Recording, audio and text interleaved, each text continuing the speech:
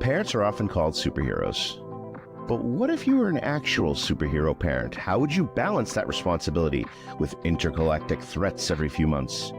How would your kids see you, as mom or dad, or as Ant-Man or the Scarlet Witch? This episode in our series, Dads on Screen, focuses on some themes of parenting in the MCU.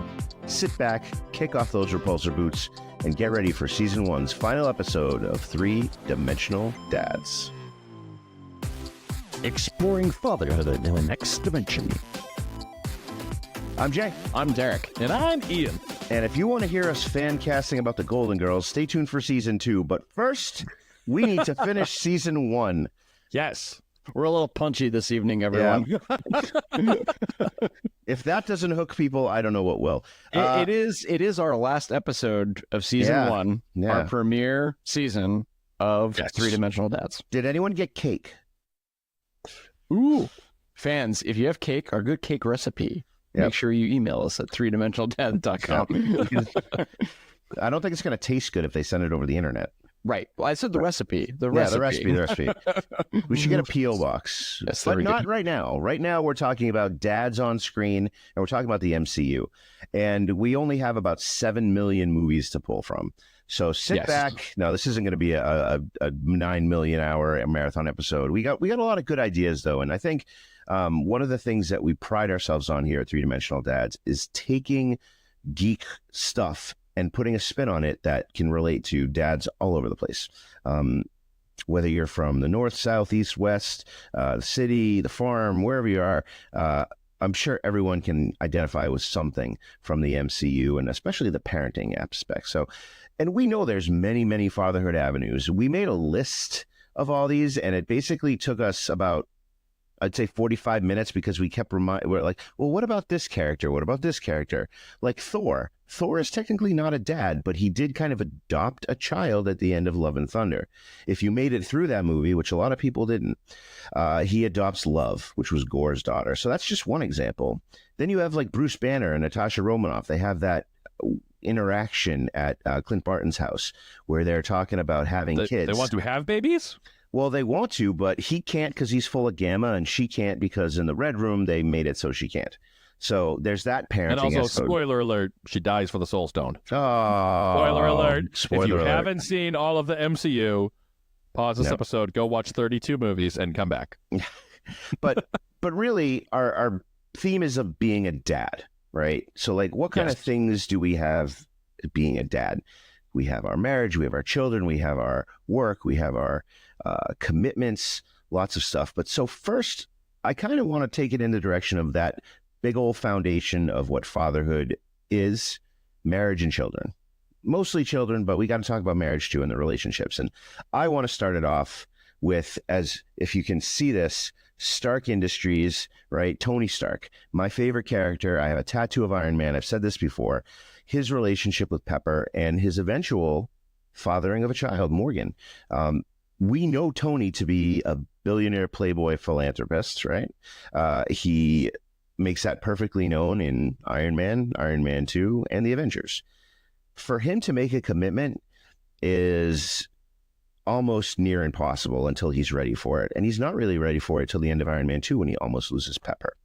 I don't know. Good story.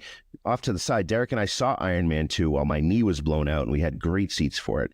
And that was kind of a I think, turning point for Tony Stark's character. What do you guys think? Tony, one of the reasons why he is my favorite character, the growth.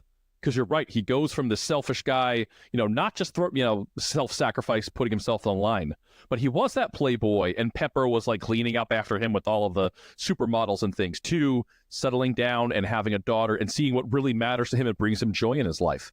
And I think seeing Tony grow that much made the, spoiler alert again, and his death that much more impactful and just rip your heart out. When you think about it, the blip, right? The blip changed everything for him. He was up in space. He came down. He might have lost Pepper. He didn't know. Right. And then that interaction between Tony and the rest of the Avengers when he's in the wheelchair and he's all emaciated from being in space. And he basically just breaks the Avengers, right? He breaks the Avengers and he completes that change. He is now I'm not an Avenger anymore.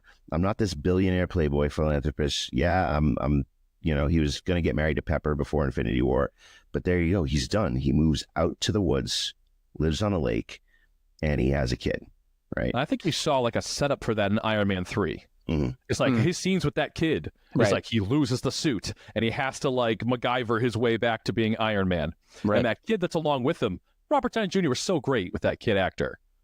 And so I think that you could definitely see this change in this character until Infinity War just brought it home. It just landed so hard. Yeah.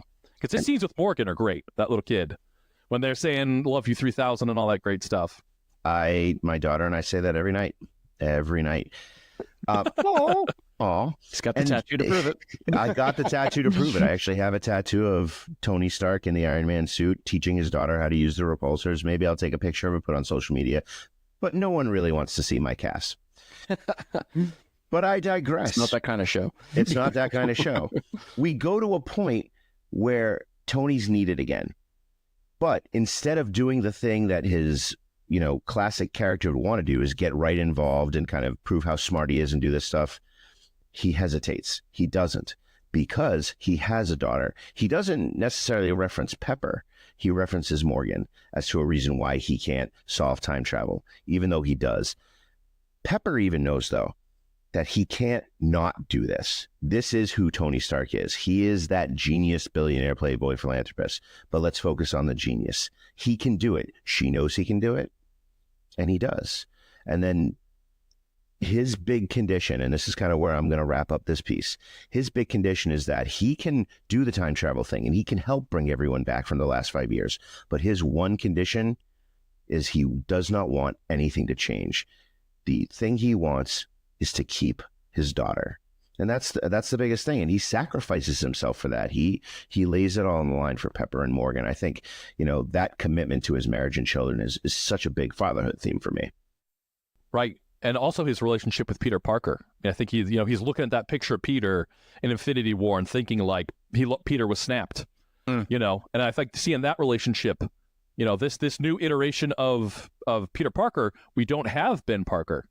Right. So Derek, you were saying stuff about Uncle Ben. Yeah. So I know that this is not the typical type of, I guess, parenting or fatherhood relationship that you would normally think of as like as a parenting relationship. But I wanted to explore Ben and Peter Parker, because to me, even though Peter Parker's parents die when he's really young, I feel that this is a really good example of parenting in the MCU, right? So Ben is very much the father figure to Peter Parker.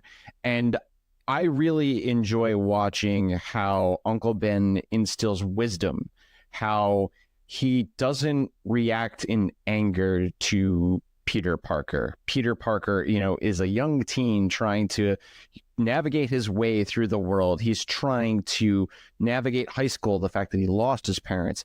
He's living, he doesn't have the best of means compared to some of the other kids in his school, right? I mean, you even see that in his relationships as they develop in the movies, with his friends and everything. So, but he has this feeling like we typically do when we're teenagers of the world is against you, and he's trying to discover himself very much as a teenager with his powers, his newfound, energies. How am I going to put this to use in the world? And he immediately thinks about the world just around himself. And Uncle Ben is trying to tell him those bigger lessons, with these powers, not necessarily that he has, but with power, there comes great responsibility. That's probably one of the most famous lines in all of Marvel history, period, right?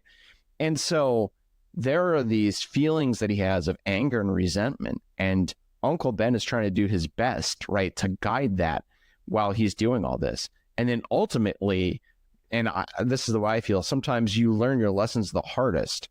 And what I think is really interesting about Ben, right, is that he was never a strict parent. Him and May both, never really, raised any kind of like anger towards, Peter, even though Peter would lash out to them as parents, right?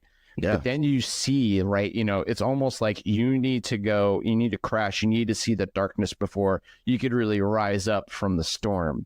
And in all the instances, whether it's Andrew Garfield or whoever's playing Spider-Man in these roles, right? It is just, you see it when the muggings happen. You see it during the fighting match where, Peter makes that decision to like let the guy go. Yeah. In that time, and then you sees the consequences of that action, right? And so sometimes being a parent is really hard, and sometimes you need to let your child find their own way, and you learn the lessons the hard way. And so to me, that is kind of a real powerful tale of fatherhood and just parenting in general in the MCU.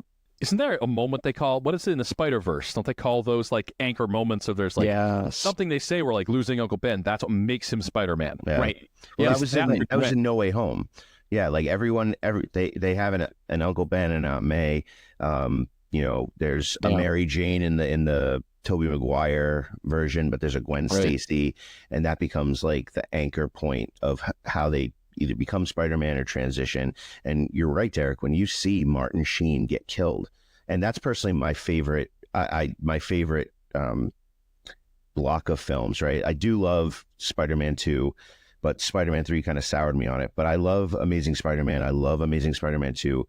And Martin Sheen and Sally Field, I think, were a great Uncle Ben and Aunt May. But that's, and I think you're right, Derek. That's not a traditional family setting, but you don't need to necessarily be a dad to be a dad. Now, when we think about MCU characters, though, and we think about dads, we think about dads with lots of kids and kind of that big family. I think Clint Barton, which, I mean, Hawkeye doesn't get a lot of play because he doesn't have a lot of, I mean, does he have superpowers? I mean, is AIM a superpower? I don't know. But it's hard. We definitely see a lot of parenting when it comes to Clint Barton, right, Ian? Oh, yeah. So I think Hawkeye is kind of the emotional center because you have all these amazing people that can do all this stuff and are gods and things. But then I think Clint Barton is someone who just has a stick and a string, like they say in the Hawkeye show. But, I thought when we're talking about marriage and kids, I really think that Hawkeye's marriage to his wife is really impressive and interesting to watch.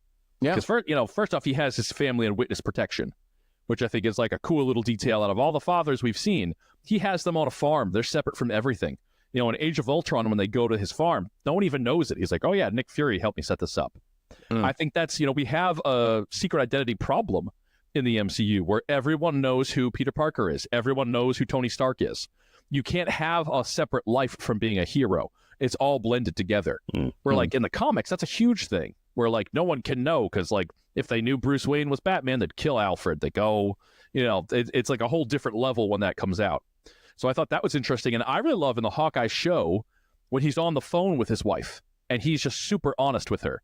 I feel like the trite cliche thing would be for Clint Barton to be like, everything's fine, honey. I'll be home soon. I'm just delayed. No, he like straight tells her. He's like, I'm taking on the mob. This is more complicated. And she, she says like, I trust you.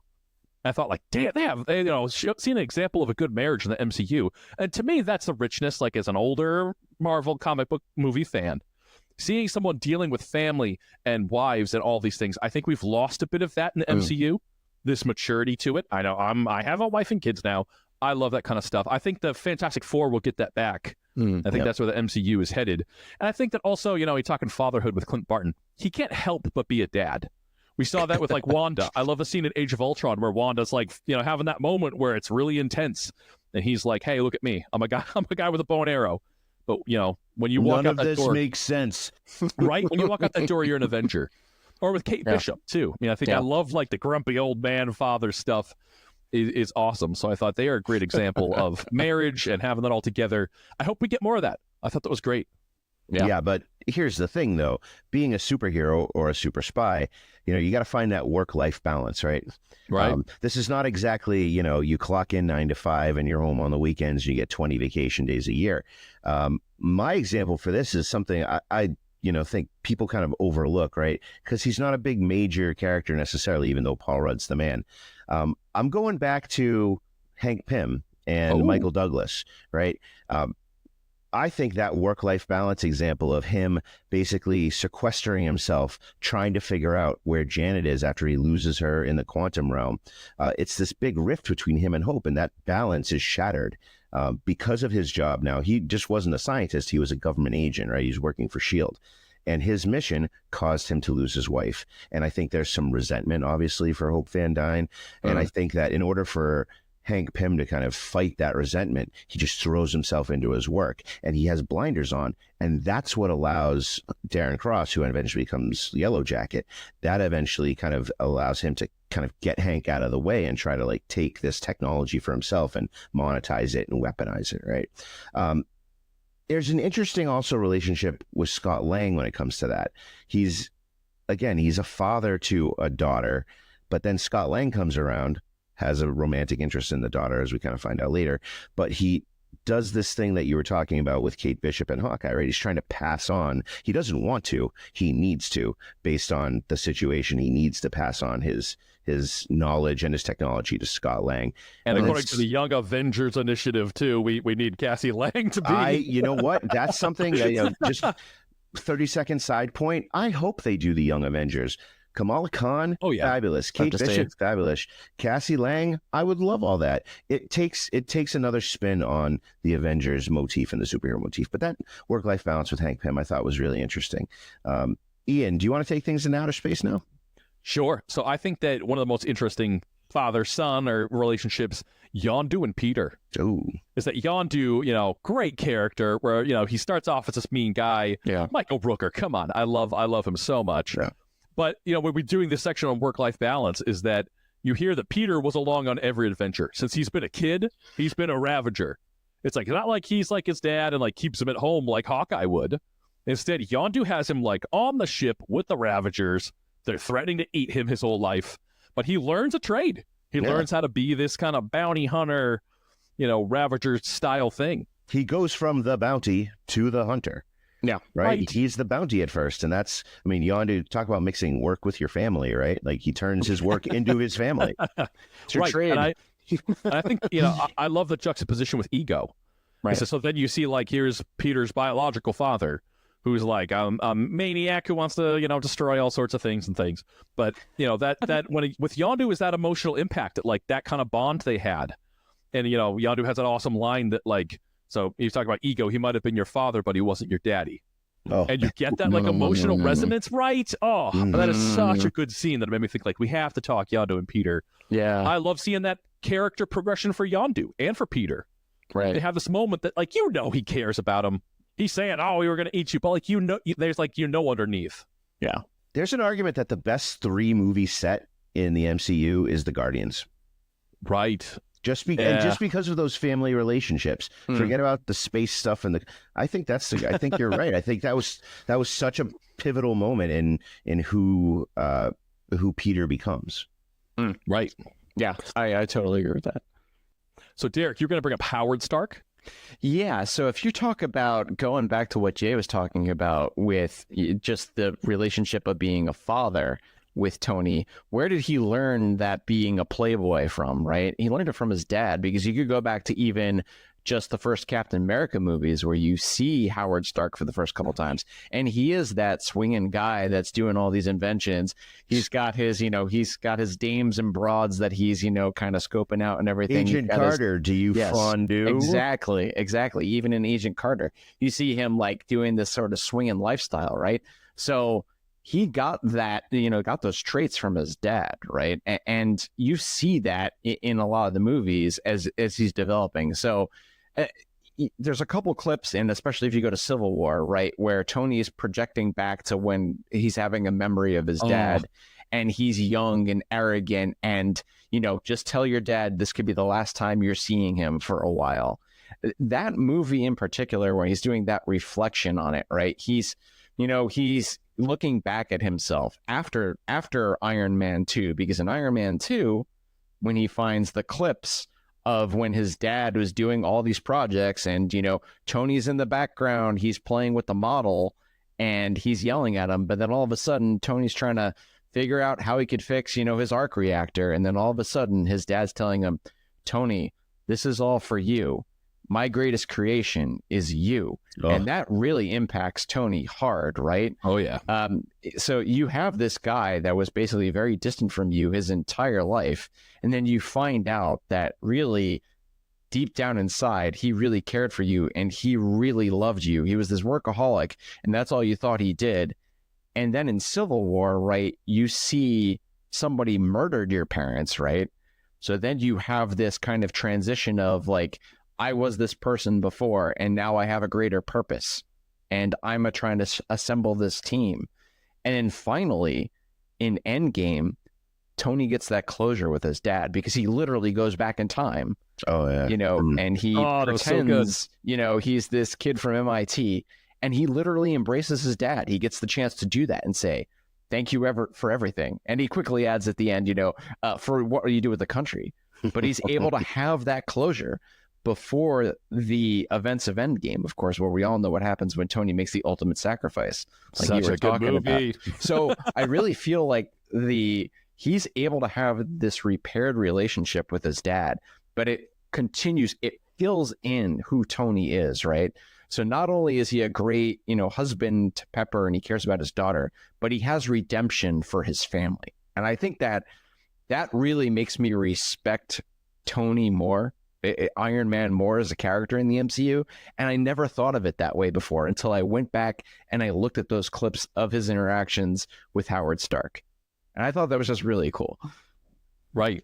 Time travel is a hell of a drug. Yes, I was. Here's the guy that was just dunking on time travel for the Deadpool movie, right? And now I'm like, it was really good in that one. When you see it done right, it's hard. But for emotional purposes and character development, come on. Yep. Everybody in the internet, you could all slay me down. I get it. Derek, you bring up loss. Tony's loss of his parents, and when he is in that final scene in Civil War where he finds out Bucky killed his parents, and he just goes full on mental to try to kill Bucky. Loss is a huge driving factor when it comes to family and loss and being a dad. And we talked about that a little bit with Ben and Peter Parker, but I know Ian, you wanted to kind of bring that back up again. And I think that when it comes to loss, nothing is more big in the MCU than when Ben Parker gets killed in all the different versions or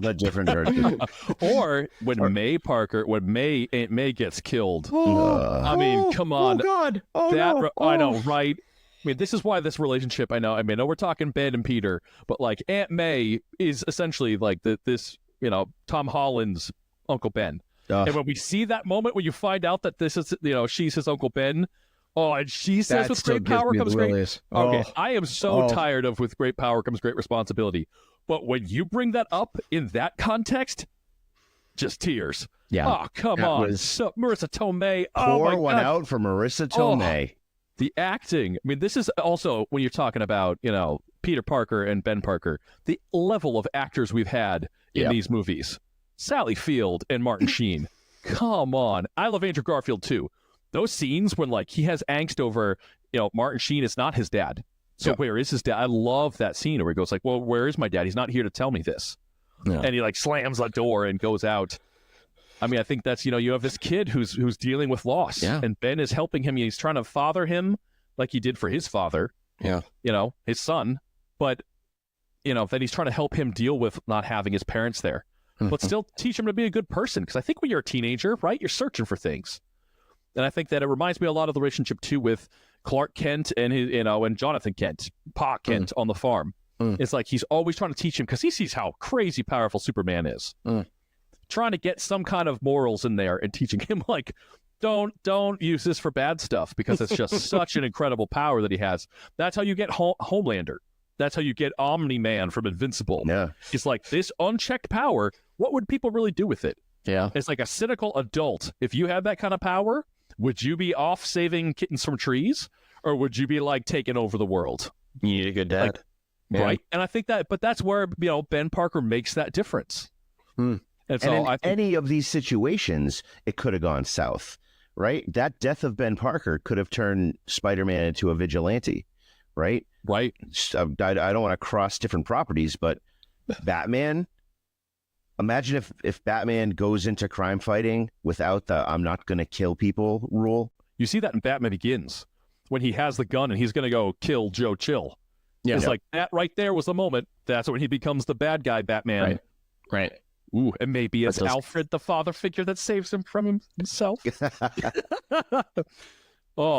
So, we're also talking conflict loss. Jay, we tossed a coin, and you got Frank Castle, and, Punisher is one of those, losing his family, opening up, makes him the Punisher.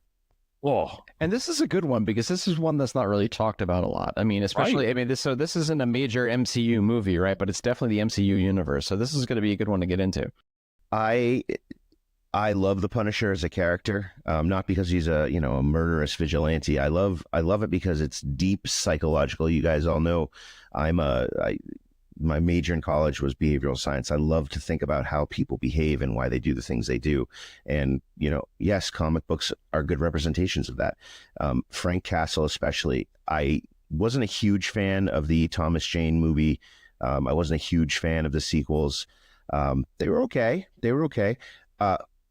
John Bernthal as the Punisher is the perfect Punisher. So good. He's such a great actor. Loved him on The Walking Dead as Shane. Rick. He's got out, Rick. He's got my gun.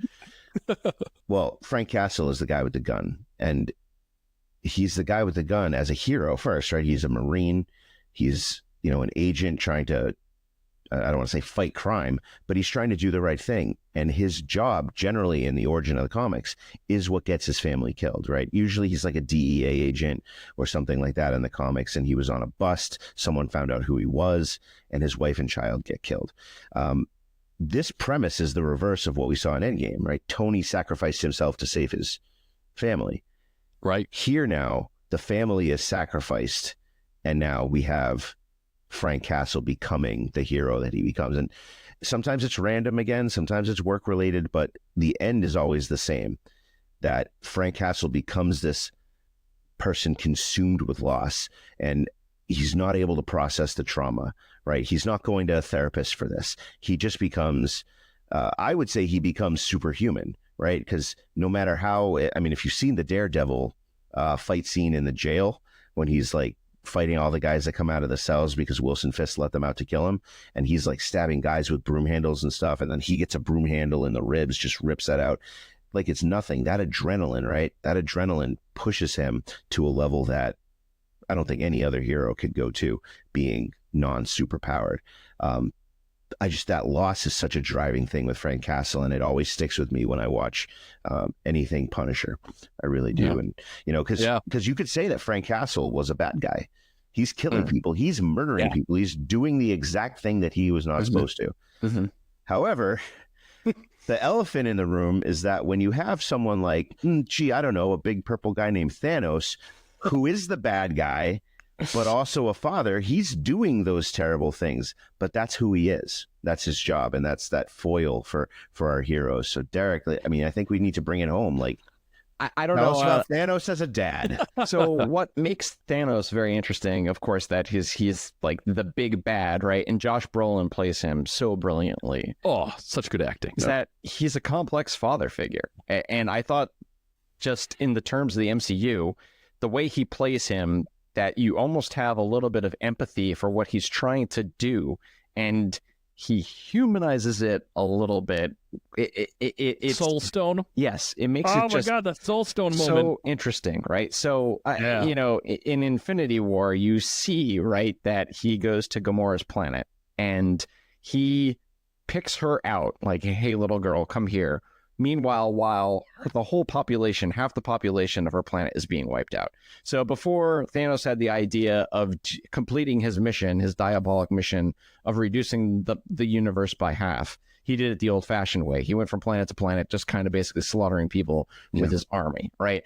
And for him, for Thanos, the only thing that he cares about, even to the detriment of both of his daughters, right? He plots them against each other. He teaches them how to be fierce warriors, and, basically tortures, one of his daughters to get the information about where the Soul Stone is, right? And where some of the Infinity Stones are, right? This is the only thing that ever has mattered to him. His mission, right, is the only thing that he will sacrifice anything to get to what that is. And the only time that you see him as a character that he has empathy is for when he needs to complete getting the Soul Stone. And that is to sacrifice the thing that he loves, which is Gamora. And to me, that it symbolizes the ultimate sacrifice, but just how far he'll go, how insane he is, and how evil and megalomaniac like a person you need to be in order to do that. And I just think that is the epitome of Thanos' failure to be a good parent, right? That he has that much love that he would push her over the cliff to get what he needs to complete the fact that he wants to do the snap. But I also like the depth you give to a villain, where you think a villain is just complete pure evil, right? And there's nothing to their heart and they don't love. Yes. And Gamora's like that. Gamora's like, you can't sacrifice me. You don't love me. And then he's that's, yeah. Oh, right. That moment is like, tear. oh. Right. Tear for Thanos. What? It's an interesting parallel because Tony Stark draws a drop of blood from his cheek, and then Gamora kind of draws a tear from his cheek, and it's this weird. It's this weird kind of dichotomy, such a good right? movie. Oh, it is such a good movie. I would say almost by a millimeter a better movie than Endgame. A better movie overall. I think the two movies are really one movie, but right. I definitely can watch Infinity War more than I can watch Endgame. Like if it's on TV, I'll sit and watch Infinity War for a while. won't necessarily do that with Endgame. The bad guy wins. Come on. Oh, it never happens. It ends on that. And then we had to wait a year for the next movie. Even Empire Strikes Back, like, did Darth Vader really win? Yeah. No, because Luke isn't with him. Yeah. Right? Yeah. So in this movie, the last scene is Thanos doing exactly what he said he was going to do. Sit in his garden, have the sun on his face, and look, I did my stuff. Now it's time to go get some fruit from the garden. Credits. Oh my god, man! The movie was too good. I feel like it's been almost 5 years. That movie was just still the best ending in a movie for a very long time. It's just speaking of best and worst. All right, if we're gonna go rapid fire, we want to say fire. All right, so we're not going in depth. Let's just do rapid fire. Yeah. Out of all our giant list of dads, best dad, worst dad, doesn't have to be one we've covered yet, or father figure. Jay, what do you got? Who's the best? Tony Stark, simply because of where he starts and where he finishes. That's, I think, the best thing. The ultimate sacrifice seals it, really. So I think he's the best dad. The worst dad, here's a little curveball for you, Wilson Fisk. And a show that not many people were terribly into, but I loved, I thought it was a great show, was Echo, right? And we see Wilson Fisk, again, like Ben Parker, not a traditional dad, not even related necessarily to her, but he takes this father figure relationship and manipulates her into this life of crime, this intent to use her as an instrument of his criminal empire. But I think he still loves her like Thanos. I really think he does. So that's why I kind of think he's the worst. I mean, you could probably say Thanos, but I think Wilson Fisk. Derek, where are you going? Okay. I went Black Panther. I went T'Chaka.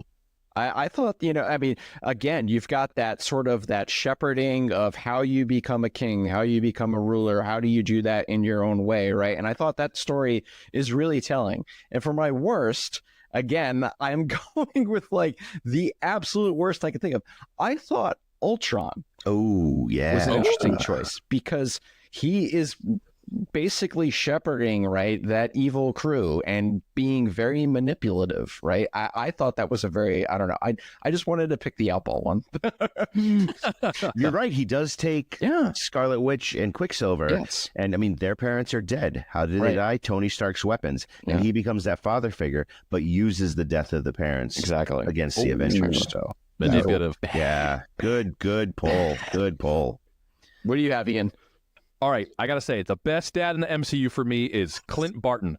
So I thought, because he has his kids in witness protection, and he keeps them far away from things, and man, in the Hawkeye show, when he's trying to make it home for Christmas, I'm just like, big heart for Clint Barton there, that he makes it home on the day with Kate Bishop. So good. And then worst has to be Thanos, because he kills half of everyone. He's just the worst dad, and he is the juxtaposition. Worst ever. Worst dad ever, Thanos. He also plays his daughters against each other all the time. Yes. And you can't do that with your daughters. Come on. Oh, you know you want to do that, Ian. With your two little daughters running around, you're like, yes. Yeah, I mean that kind of Legos, yes. That kind of puts a downer on mine. Like, is it this person or the being that tries to kill half the universe, or a mob boss? Yeah. I mean, Column A, column B, who knows? But I think definitely a great list, and I think this is a great way to end season 1. We'll be back. We'll be back. We'll miss you. We'll be We're back. taking a little break. Taking a little break, but we'll definitely be back with all the things. Geek, dad, everything you want. Yeah. Oh, yeah. Tell us what you want to hear. That is a wrap on season 1, and we hope you dug this season, all of our fatherhood and geek takes. But we want you to stay caught up with us. We're still going to be on Instagram, YouTube, and TikTok between seasons. Season 2 will be coming out soon. Soon is a relative term, but we want to hear from you, right? What do you want to hear about? More dad stuff? More hot geek takes? Reviews of stuff? Let us know on our socials, 3Dimensional Dads, or email us at 3dimensionaldads@gmail.com. I'm Jay. I'm Derek. And I'm Ian. We'll see you soon. 3 friends, all dads, exploring every dimension of being a geek.